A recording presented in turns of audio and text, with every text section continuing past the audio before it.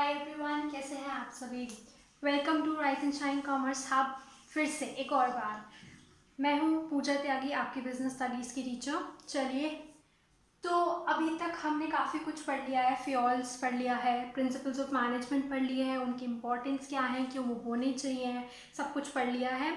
आज हम पढ़ने वाले हैं टेलर ने जो टेक्निक्स दी थी अपनी साइंटिफिक मैनेजमेंट की। रिकॉल करा देती हूँ, साइंटिफिक मैनेजमेंट में हमने पढ़ा था ना वन बेस्ट वे। वो कहते थे कि क्यों ना हम कोई एक ऐसा ही तरीका ढूंढ लें जिससे हम काम को इजी वे में कर सकें। टेलर का ये कहना था। तो आज हम उन्हीं की दी हुई कुछ ऐसी टेक्निक्स पढ़ेंगे जो उन्होंने दी थी। ऑलराइट, चलिए लेट्स स्टार्ट, टाइम ना वेस्ट करते हुए। फर्स्ट हम पढ़ेंगे यहाँ पे functional foremanship.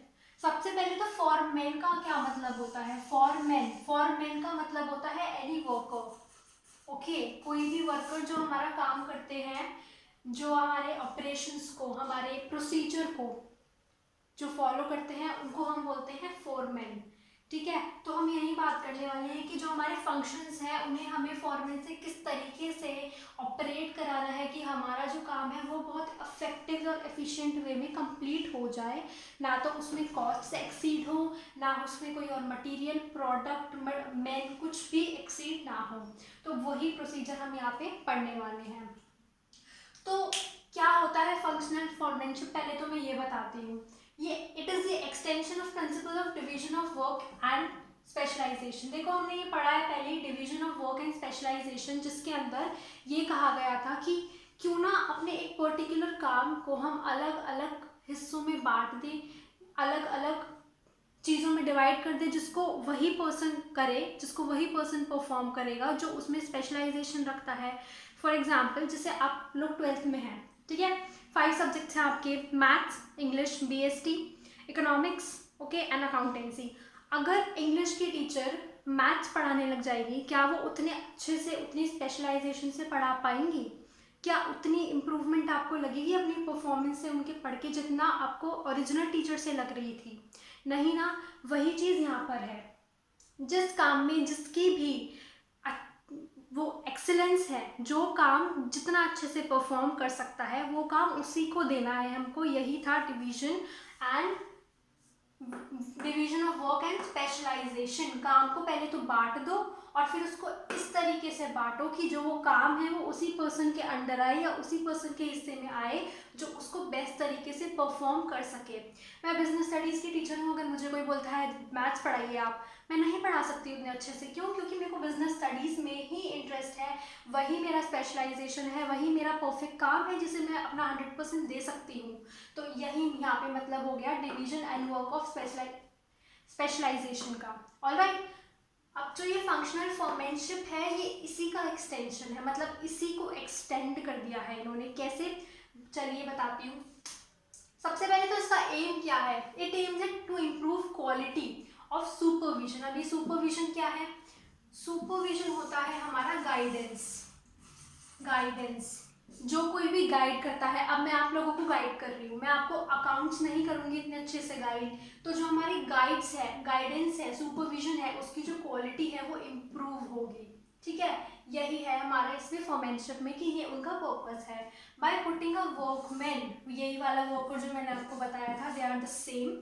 Bye putting the workman under 8 specialist foreman. ठीक है, 8 फॉर्मैन बना दिए हमने, जिसके अंदर अंडर वर्कर्स होंगे जो उन वर्कर्स को स्पेशलाइज करेंगे, मतलब उन्हें बताएंगे कि आपको ये ऑपरेशन, ये काम इस तरीके से फॉलो करना है, इतना मटेरियल लगेगा, इतना कॉस्ट लगेगा। उनको सारी गाइडेंस दे दी जाती है कि कॉस्ट इतने से ऊपर नहीं जानी चाहिए, मटेरियल आपको इतना ही रखना है। स्टैंडर्ड्स सेटअप हो जाते हैं। स्टैंडर्ड्स क्या होता है वो मैं आपको अभी आने वाले पॉइंट में नीचे बताऊंगी। ठीक है, आई होप इतना समझ में आ गया होगा। अगर इतना इसमें कुछ डाउट है तो कमेंट सेक्शन में मेरे को बताइएगा ज़रूर, I try to clear it soon. ठीक है, अब फैक्ट, अब यही, ये कौन 8 फॉर्मैन है, इनका क्या काम है, ये सब हम लोग पढ़ेंगे। सबसे पहले देखो, जो हमारे फॉर्मैन होते हैं ना, जो हमारे फॉर्मैन होते हैं, उनके ऊपर, मतलब कि उनके ऊपर होते हैं 2 पर्सन, 2 पर्सन आर देयर, और ये फॉर्मैन होते हैं। ये होते हैं प्लानिंग इंचार्ज, प्लानिंग इंचार्ज, और ये वाले होते हैं हमारे प्रोडक्शन इंचार्ज। ठीक है, अब इन दोनों का क्या काम होता है? प्लानिंग इंचार्ज और प्रोडक्शन इंचार्ज दो अलग पर्सन हैं, उन दोनों का अलग काम है। प्लानिंग इंचार्ज का काम होता है, वो प्लान करते हैं कि क्या प्लान्स होंगे, किस तरीके से हमारे ऑपरेशंस जो हैं वो रूट में चलेंगे। ठीक है, ये होता है प्लानिंग इंचार्ज का काम, जो कि प्लान करते हैं हमारा काम कि क्या सीक्वेंस होगा हमारे काम का, क्या स्टेप्स होंगे या स्टेजेस होंगे। ठीक है, इसको आप यूज़ कर सकते हैं अपने नोट्स के अंदर जो आप बनाएंगे। ये कुछ ऐसे ऐसे कीवर्ड्स होते हैं ना, जिसको आप याद कर लो और यूज़ करो, तो मार्क्स मिलते हैं, इसके बोनस पॉइंट्स टीचर्स देते हैं। ठीक है, तो प्लानिंग तो हो गया, प्लानिंग इंचार्ज तो हो गए। अब जो हमारे प्रोडक्शन इंचार्ज होते हैं, उनका क्या काम होता है? वो ये गाइड करते हैं अपने जो वर्कर्स हैं उनको, बॉसेस को, कि कितना मटेरियल लगना है उसमें, प्रोडक्शन में कितने लोग लगेंगे। वो सारा जो प्लानिंग से हट के जो सारा काम होता है प्रोडक्ट मैनेजमेंट से रिलेटेड, वो सारा करते हैं हमारे प्रोडक्शन इंचार्ज। ठीक है, अब इसके अंदर यहाँ पे 4 पीपल हैं, और यहाँ 4 पीपल हैं जो कि यहाँ पे हम बात कर रहे थे एक स्पेशलिस्ट फॉर्मिंग की। ये इन स्पेशलिस्ट को ढूंढते हैं, इनको अपॉइंट करते हैं और इनको बोलते हैं कि भाई देखो, आपको हमारे वर्कर्स को गाइड करना है। उनको चूज़ करते हैं, कैसे चूज़ करते हैं? उनका टेस्ट लिया जाता है, जो जिस काम परफेक्ट होता है उसको वो काम ही दिया जाता है। ठीक है, अब देखो, फर्स्ट है instruction card clerk. Instruction card clerk का क्या काम है? वो इंस्ट्रक्शंस देते हैं। ठीक है, वो इंस्ट्रक्शंस देते हैं हमारे सारे कामों के रिलेटेड, जितने भी हमारे मैनेजिंग काम होते हैं वो सबके इंस्ट्रक्शन देते हैं। रूट क्लर्क, अब आपको ये डाउट हो सकता है यहाँ कि ये रूट कौन सा बात, रूट को किस लिए यूज हुआ है यहाँ पे, रूट का क्या मतलब? ये रूट है स्टेजेस।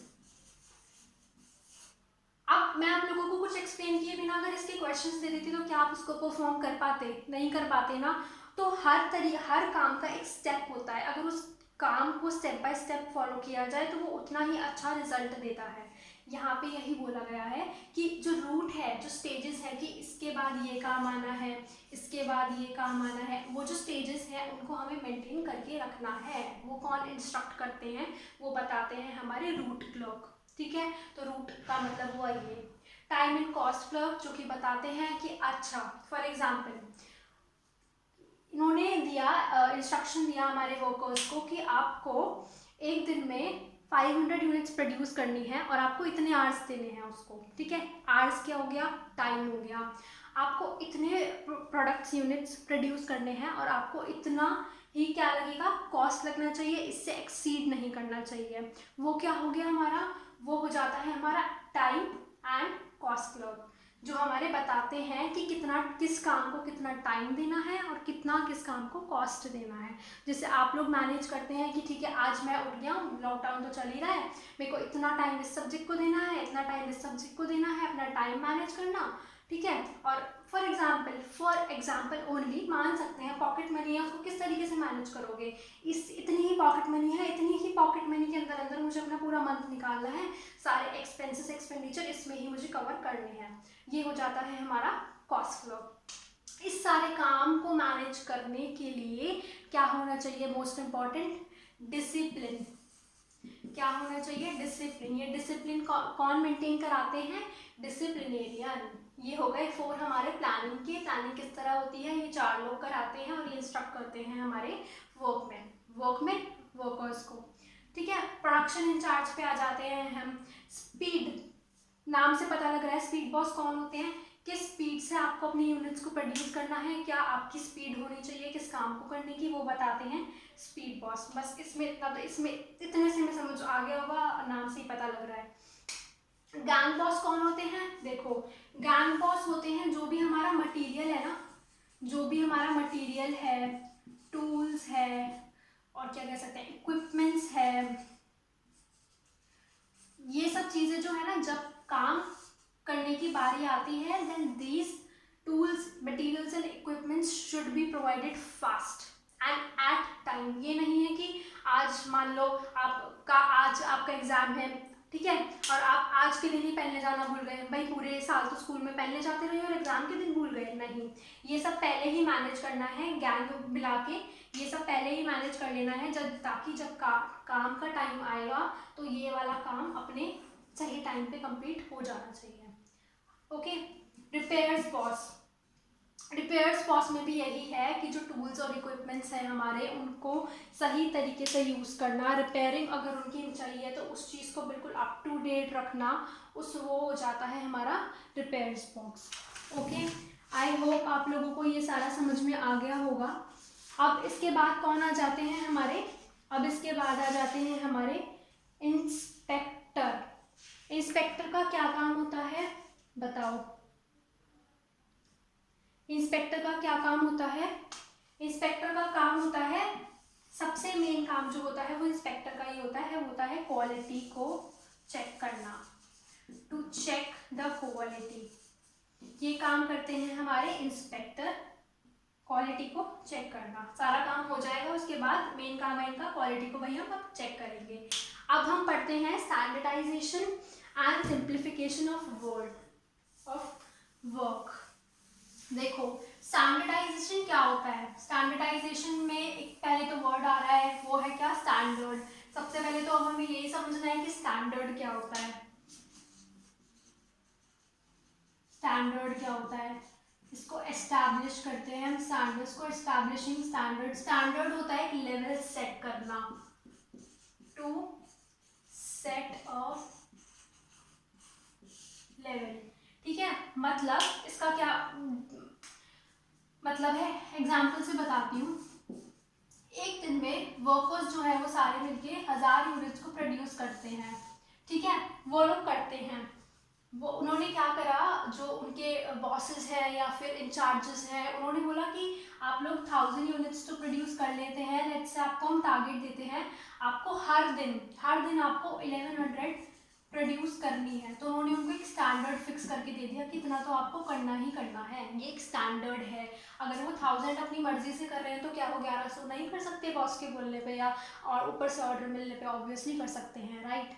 तो यही चीज़ यहाँ पे है, इसको उन्होंने स्टैंडर्ड सेट कर लिया। मान लो आपने डिसाइड कर लिया भाई अब मैं 12th में आ गया हूँ, 95% मेरे को चाहिए किसी भी हालत में, मिनिमम, क्योंकि दिल्ली यूनिवर्सिटी में इससे नीचे तो भूल जाओ, कुछ नहीं होता।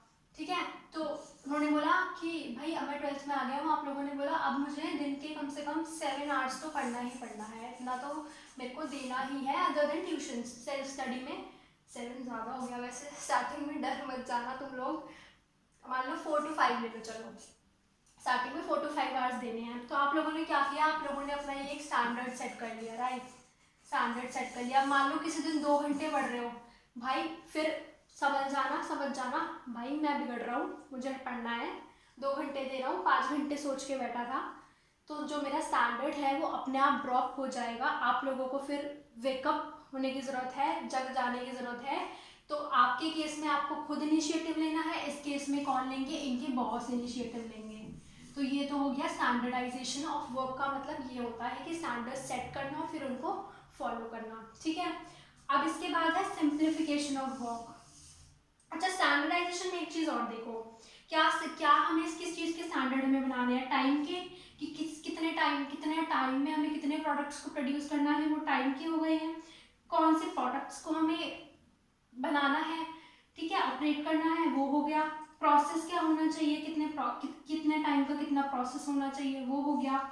रॉ मटेरियल कितना यूज़ करना है और उसमें लोग कितने लगाने हैं, मैन कितने लगाने हैं या वर्क फोर्स कितनी लगानी है, ये हो गया।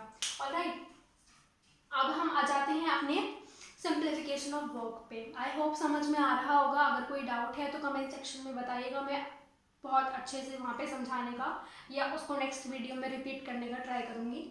ठीक है, सिंप्लीफिकेशन ऑफ वर्क में क्या आ जाता है, जो हमारी कॉस्ट है, जितनी भी हमारी लागत लग रही है या कैपिटल लग रही है, इन्वेस्टमेंट लग रही है, उस कॉस्ट को हमें क्या करना है, उस कॉस्ट को हमें मेंटेन करना है या विद इन लिमिट्स रखना है, हमें उसको एक्सीड नहीं करना है। अगर हमारा काम मान लो 5 lakhs में पूरा जो एक कोई भी मिशन है या टारगेट्स हैं वो अचीव हो रहे हैं, तो हमें उसका 5 का 7 या 8 नहीं करना है। इससे क्या होगा, हमारी सिंप्लीफिकेशन, हमारी रिस्पॉन्सिबिलिटीज़ क्या होंगी, वॉयलेट होंगी। ठीक है, मैं इनको इसलिए इतना डीपली बता रही हूँ क्योंकि केस स्टडीज़ में यू नेवर नो क्या कैसे आ जाता है, तो हर चीज़ को डीप में जाना, घुसना, समझना ज़रूरी है। कॉस्ट मशीन्स क्या यूज़ करनी है, अब reduced inventories and fuller utilisation, इसका आप लोगों को समझना ज़रूरी है। क्या है इन्वेंट्रीज, तो देखो अब तक अकाउंट्स में पता ही चल गया होगा इन्वेंट्रीज क्या होता है, स्टॉक या रॉ मटेरियल। स्टॉक या जो रॉ मटेरियल है हमारा, हमें उसका कम से कम प्रयोग करना है। मतलब ये नहीं है कि 10 चाहिए तो 2 ही लगा दो, ऐसा नहीं बोल रही हूँ मैं कह रही हूँ जितना भी इस्तेमाल हम कर रहे हैं उसमें हमें क्या करनी है, फुल्लर यूटिलाइजेशन, उनको अच्छे से यूटिलाइज करना है, उनका सही तरीके से इस्तेमाल करना है। मान लो आप लोग ने सोचा कि मैं 4 से 5 घंटे पढ़ूंगा, ठीक है, चाहे 3 घंटे पढ़ो, लेकिन बेस्ट दो, बेस्ट दो, बिल्कुल ऐसा कि खतरनाक मजा आ गया, ठीक है, ऐसा दो। यही हो जाता है हमारा सिंप्लीफिकेशन ऑफ वर्क। ये हो गए हैं 2 पॉइंट्स। अब ज़्यादा इस वाली वीडियो को ना खींचते हुए मैं 2 पॉइंट्स नेक्स्ट वीडियो में जल्दी लेके आने वाली हूँ। आप इन दोनों को अच्छे से इतने रिवाइज करो, ये वाला फ्लो चार्ट अच्छे से दिमाग में बैठा लो। ये बहुत अच्छा प्रेजेंटेशन देने के लिए बहुत बेस्ट चीज़ है अपने एग्जाम में, and to gain more bonus marks. Alright, तो हम आज यहीं पे एंड करते हैं। अगर कुछ डाउट है तो कमेंट सेक्शन में ज़रूर बताइएगा, एंड अगर अच्छा लगा तो please like, share and subscribe. Thank you.